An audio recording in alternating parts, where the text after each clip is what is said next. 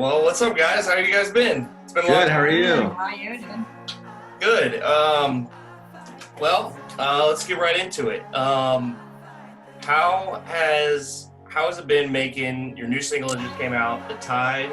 I gotta say, once I heard just that snippet that you gave out on Instagram, I absolutely lost my mind for the beat, and I wanted to know what was going on. I wanted to know more.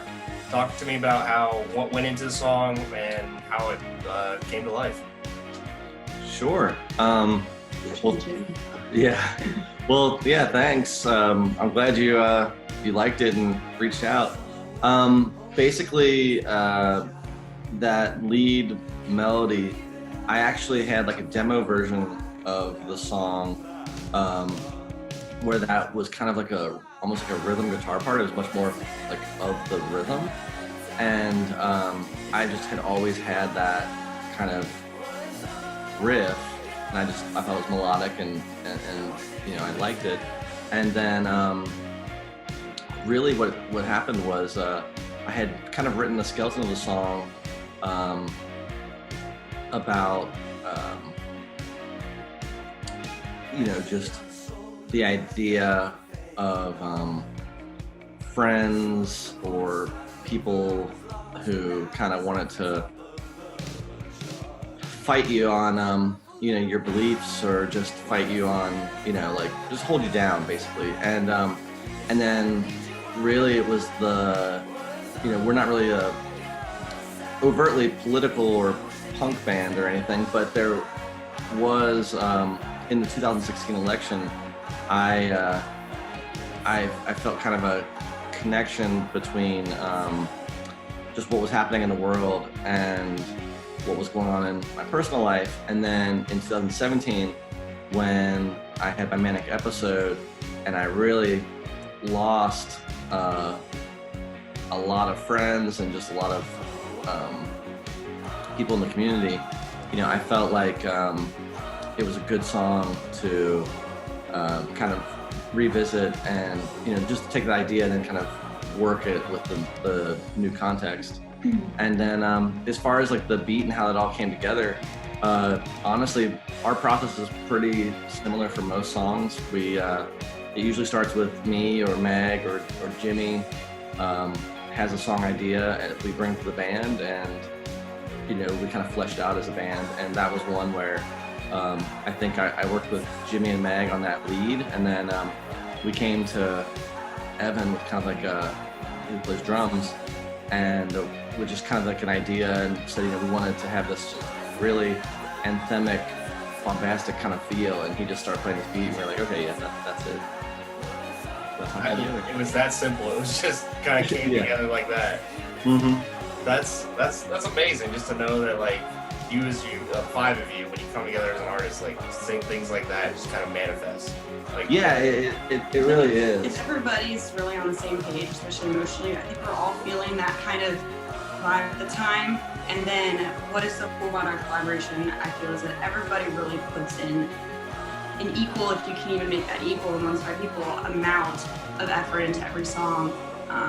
And it's just really cool how we play out for just like one little riff, and then we build this whole thing. It's like, I want to feel this, and then like Evan's able to make that happen with the drums, or Jimmy can make that happen with the guitar lead and like interpret that language and feeling. It's an awesome team.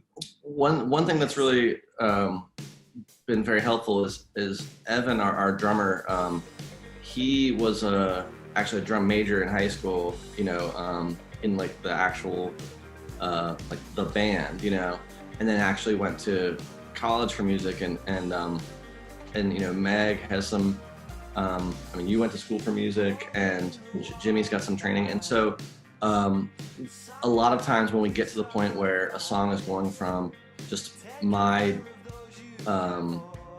demo to actually fleshing out as a band, we tend to jam on it a little bit to kind of get everyone's creative juices flowing, but then we'll tend to section it out. So typically it's me, Meg, and Jimmy, because Jimmy plays lead guitar and Meg plays synth. We'll work out those lead elements, and then the three of us are also the primary vocalists. I mean, we all five of us sing, but as far as working out those melodies, the three of us will work together, and then we'll come to Anthony and Evan on the rhythm side and kind of flesh out how does this go from being just a melodic song to being, you know, that high energy thing that we want to do. So it's worked out pretty well that way. So, kind of having that connection, especially with there being 5 of you, the 5 different personalities and different feelings that go into that. Have you ever had like a different, like in a different band or previous band that you've been in, where it didn't feel right? It just never like felt like. Is this just something that's like maybe completely new to you guys? That's been since you guys have gotten together as Multimagic? Well, I know you have some thoughts on this. I will say, for me personally, I, for a very short time, was in a band with all guys when I was like mid-college. And I felt like I was that, can I say, token, like, blonde girl, and I just felt like I was just doing what they told me to and just dressed up and looked pretty. And obviously I left that, and it was unhealthy. And then when I met these guys, I was like, ooh, another all-guy band, like, am I about to get into another situation? And it has been literally the opposite. Like, they're all my brothers, they support me in everything, and it's just the way that we're family first is incredible, and you wouldn't think you could find that. So for me, that's definitely a huge difference. Yeah. Yeah, and just kind of going on that, I mean, I've been in other bands and, you know, but generally, I think there's only been 1 or 2 times in my life where I haven't been like the band leader or like the driving creative force. And so I've kind of learned over the course of my career, like what I want out of working with other people. And I've tried to do solo projects, and I've tried to be in bands where, you know, everybody contributes, but not equally in some way. And this is the best situation because, first of all, we took a 1.5 years to form the band, like from the moment of like the first person that joined to the last person. And a lot of that was because in my past experience, I know it's really important to find the right people. You know, I can play pretty much every instrument. So if I wanted to, I could just do it all myself, and it would probably be good. Like, I would be happy with that product, but it's not as fulfilling for me to just write a song in my bedroom, produce it all myself, and then be like, okay, well, that's cool. Like, what next? You know, like, I love the collaboration. I love being able to, you know, show Jimmy an idea I have and him take it to that next level, you know? And that's the biggest thing for me. And we were actually just talking about this yesterday, a couple of the guys. It's everybody in the band has their own skill sets that they're the best at. You know, like Meg is the best vocalist in the band, you know, just on like a just base level of, hey, you're a vocalist, you know? And you know, Evan's the best drummer, but Jimmy can also play drums. Jimmy's also a great singer. Anthony plays bass, but he's just as good as guitar as Jimmy is, you know? So it's like, you know, Evan's our drummer, but he produces music and he knows synthesizers just as much as Mag or even more, you know? So it's like, you know, so it's just that composite of all of those strengths, you know, I believe that it makes us stronger than what I could just do on my own. Well, it gives you 4 more personalities, 4 more people just to bounce ideas off of, just to kind of get 4 different perspectives coming out. And like, I totally agree with that. Like, I definitely gotta say that I love a lot of solo artists that I listen to and stuff like that. But I guess I never thought of that as a band perspective. When you have more people, you definitely have those more things that everybody brings to the table than just having that one solo project that you've done. That's what's so important, for having that dynamic of really listening to each other and appreciating each other, making that known, because that way I feel like you can allow yourself, sometimes I'm afraid to give away creative control, so to speak, for collaboration, but it's definitely a process that in this band too, the more you kind of like, oh, you really are stronger together, and if everybody just really hears each other out, and yeah, it's definitely a more slow. fruitful. I mean, it definitely can be a slower process, and there's definitely like, you know, uh, things that you have to overcome, you know, to build that relationship, Yeah. and things can be difficult at times, especially, you know, most of the time we play something and it just feels right and it fits. But, you know, sometimes, I mean, there are times where someone might come up with an idea and it's just like, you know, just being able to be honest with each other and say, you know, I don't, you know, that's a great idea, but I don't know if it's right for Multimagic, or that's, you know, a great idea, but maybe it's not right for this song, so we can revisit it at some other time, you know. But for the most part, we've been very fortunate that we tend to hear things similarly enough that, and we've worked on our own personal relationships long enough to be able to have those conversations, you know, so we can make it work. And again, going just back to like what you said about solo artists, yeah, I think there's a bunch of solo artists out there that are amazing.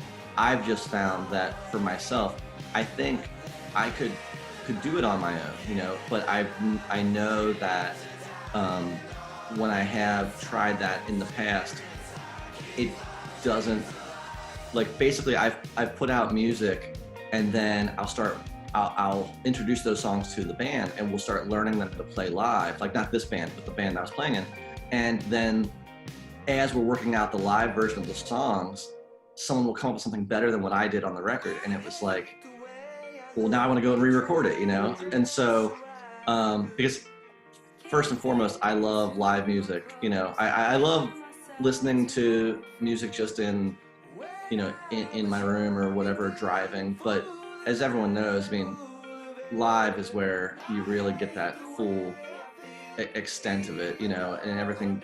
And I love just going to shows where there's this like communal attitude and everyone's just, you know, someone wrote this lyric that was like very personal to them, and now there's 1,000 people who are singing it and, you know, and screaming it back to them, and everyone is relating on their own individual way, but everyone's relating communally. I love that, you know, that's one of my like greatest feelings in the world. So that's really, for me, is going from why I would want to be, you know, in a band versus just doing it solo is, and also, you know, these are 4 of my best friends too now, so that works out, yeah. Yeah, especially like how you said, Meg, it was it's like 4 brothers now. I mean, you guys are practically family. I'm dead after like how many years you've been together. Absolutely. So how does it, I guess what I want to know is, I've been asking some of these artists and these bands, how do you guys feel once you have that song, you've been working on it for months, maybe years, and you put it out, like what is your like your feeling on it? Do you feel good like when you're in a room and you hear that song come on and you've just been working on it for so long? Or is it, I've heard this song too many times, I need to just run away from the song and be away for a few months? Something real quick. I was visiting my friends in Michigan not too long ago, and when a couple of us went up there, and when I was sleeping in the basement, when I walked upstairs just in the morning to eat breakfast with everybody, they had our recently released music video for Manic Daze, the single, on their like big TV, and they like waited and cued it right when I came up, and I'm like half asleep, and it was so weird. I hadn't even seen it on a screen that big before. The first thought was, my face looks so big, but the second was just like they're all sitting there singing it, and then afterwards it was really cool to just see them do that. And then like afterwards, my friend Natalie was telling me how, you know, how this helped her through like what she was feeling, especially with like current times and everything, and then to just have that feedback, that was amazing. But that's the hope, is that people can connect in whatever way to your song, and hopefully you're helping people go on, you know. It's emotional. And I think to your question about, you know, do you hear a song so many times and then you're like, I need a break from this? I mean, I definitely think that time away, once it's done and it's, you know, it's produced and you're like, okay, this is the final product, or this is the final song, and this is the version of the song that like we're like vocal showing other humans. I think that definitely some time away makes you appreciate it the next time that you hear it.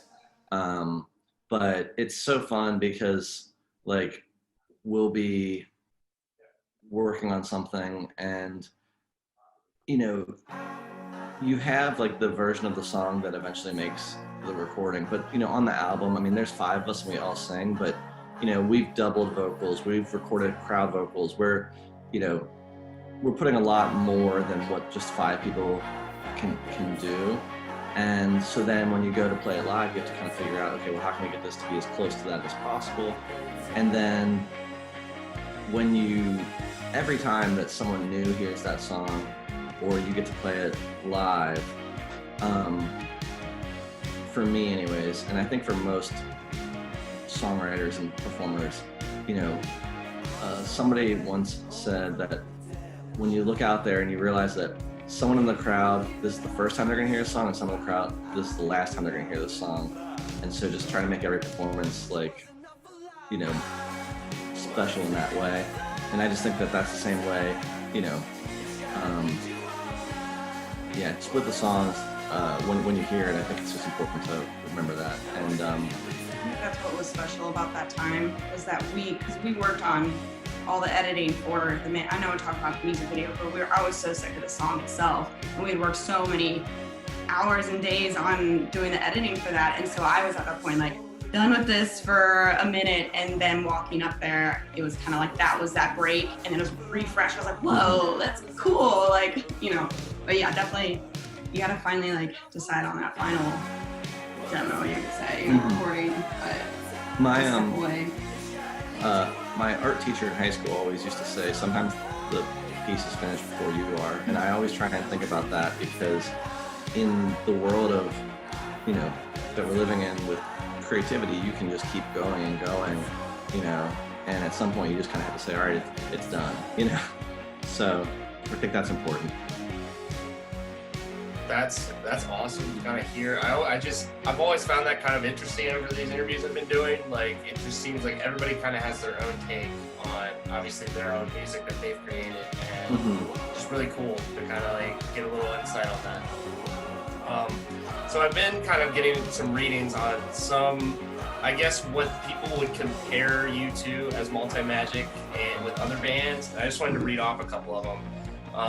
One of them being Death Cab for Cutie, The Cure, Fleetwood Mac, and a couple others that I had read. What does that make you feel like? Is that what you're going for as your sound and your genre?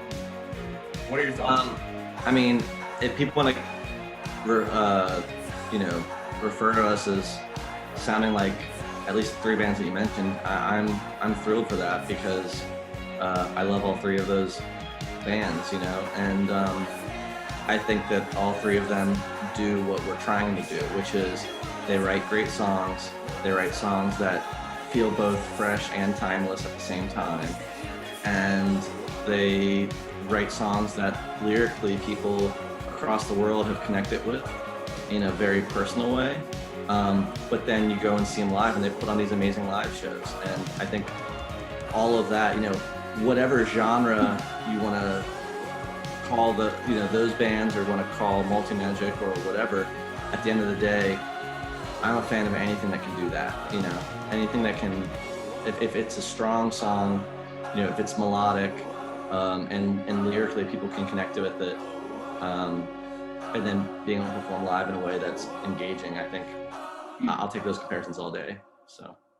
Yeah, not focusing so much on the genre. Like, does it sound like our genre? I mean, for example, Death Cab for Cutie, I always feel like they so good at capturing the emotion of what you would say, and, you know, incorporate that into the song. And that's always something, like, that's one of my biggest things when I write. And if someone says we're like that, I'm gonna take it as, okay, cool, we can capture what we're really thinking and put it in a song that's relatable. That's awesome. Yeah. I read that this morning, and I looked at that, and I was just kind of like, well, one, I like all 3 of those bands. Yeah, I mean, I was like, those are some pretty good bands that I'm at least to, but I wanted to know what you guys thought about that. That seemed like a cool. Yeah. So with everything that's been going on with the pandemic, shutdown, and being just kind of locked up for a little while, what have you guys been doing, I guess, to really overcome a lot of those struggles? I know you've been putting out still some music.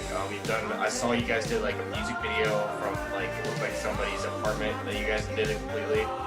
And what do you guys have for the future as well with everything that's going on? So, yeah, well, actually, it was funny as we were preparing for this interview with you, I was reminded that when we last saw you in Columbus, that was our last time we played live. So, oh my, really? That was like wow. For an audience, yeah. Okay, yeah, because I remember going to that as Ace of Cups last year, yeah. Right, because that was, I think, like mid-December, and then we were basically preparing to release our record, and so we were kind of taking January and February to figure out those release plans, and then we were supposed to go down to South by Southwest in March, and so that was really the last thing we were preparing for. And then it was like, I remember we were at rehearsal when we started getting the notifications that South by Southwest had canceled, and we were all just like, yeah, We're all like, it was very like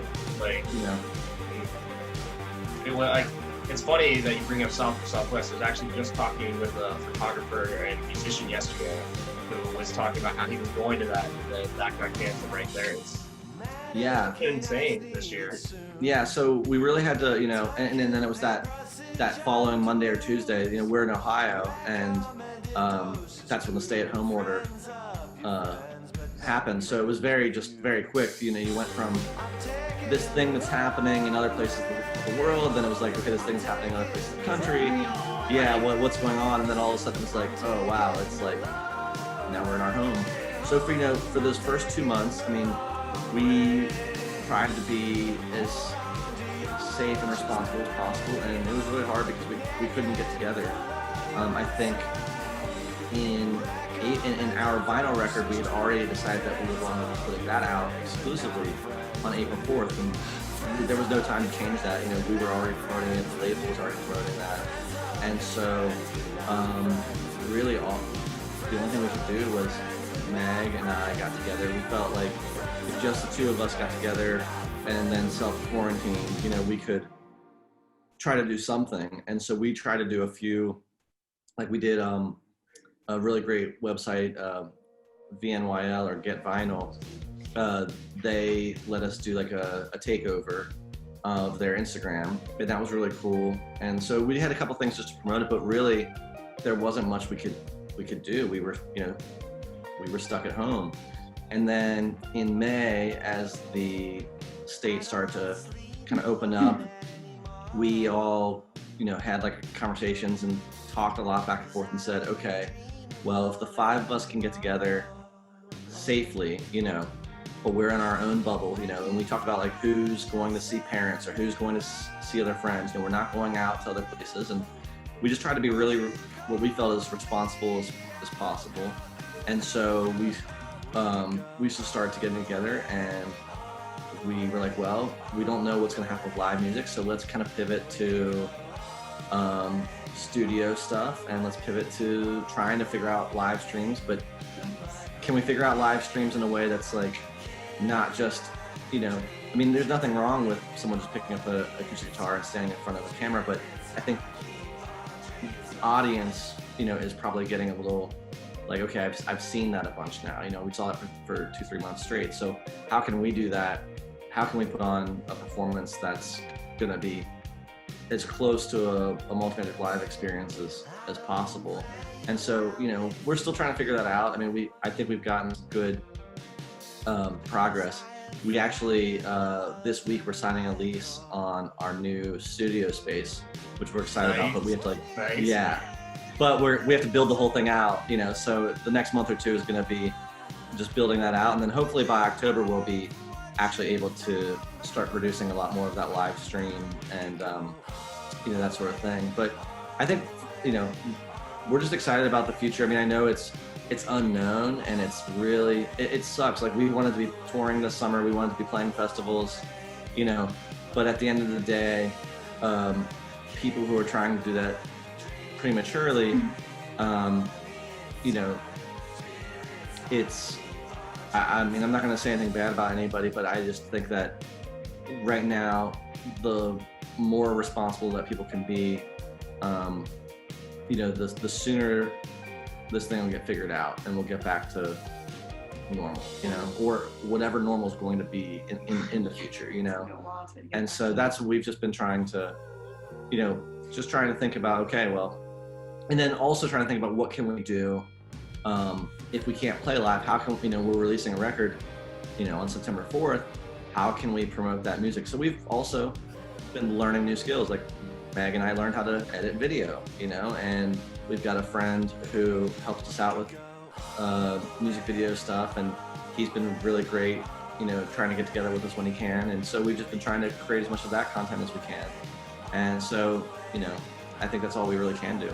It's just kind of, I think like in one word, the whole like Multimagic and quarantine kind of goes, for me, is organic, because it really did start that way. At first we did all shut in, and Corn and I, like, we had that conversation of like, okay, we do want to continue releasing, we don't want to hold off. What can we do to try to promote that? And what can we do while we're in the situation? And so we did really, I mean, I live alone, I didn't see my mom. I'm like, I think it's safe if like we get together and just like huddle in our own little like area. And then it started with trying to do the whole live streaming and learning how can we do our version of that. And then it became, well, we'll start doing more recording demos and stuff. So our studio just sort of slowly built up. Thank God for Amazon and whatnot. And all of a sudden it turned into us just like, okay, whatever's gonna happen and whatever is gonna get back to normal, we want to be like as ready to hit the ground running as possible for whatever. And then it just kept going. So we're like, okay, then let's learn this. Well, let's learn how to edit videos. Well, let's just start recording our music.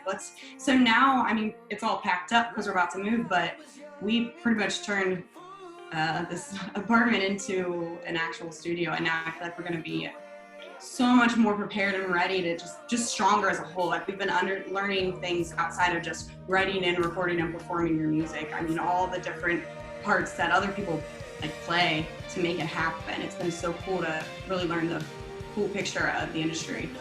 So I definitely feel like we are gonna be coming out of this stronger, which is all you can do. You can either hide or, you know, get stronger and wait till everything gets back to normal. But yeah, it's been an awesome experience, I think. Yeah, it's exactly. It's been really terrible in a lot of ways, but we've just tried to find. It's been tough. But yeah, we keep going. We've just trying to find the silver lining in it, you know, or as we would say, the light through the blinds. Yes. Oh my gosh, you're so cheesy. I mean, but true. You have to with everything that's going on. You have to be able to. I mean, basically look yourself in the mirror and say that I'm going to still go and go for my dream, go for what I'm after, and keep doing what I was doing beforehand. Maybe just be a little bit more responsible, like hygiene-wise and all that. I mean, it's a choice. It's like a tough time comes, you either falter or you get stronger. It's up, like, you just have to choose at the end of the day. And whatever isn't facing.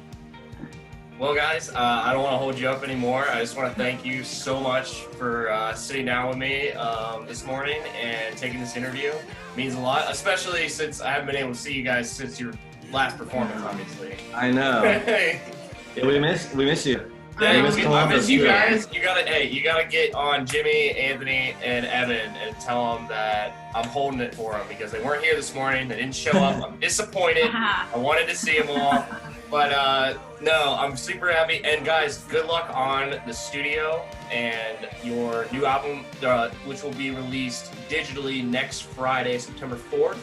Manic Daze. That's right. And guys, go check out all of our stuff at groundsounds.com and all your guys' social, our social. I'll have it here in the video. But thank you again. Good luck with the studio. I know here at Berrien and Ground Sounds, we've been going through everything here and making a whole brand new studio. So that's awesome. It's definitely been going. So hope to see you guys here in the future and good luck. Sure. Thank Thanks, you so man. much. Good to see you. Yep. Bye-bye, guys.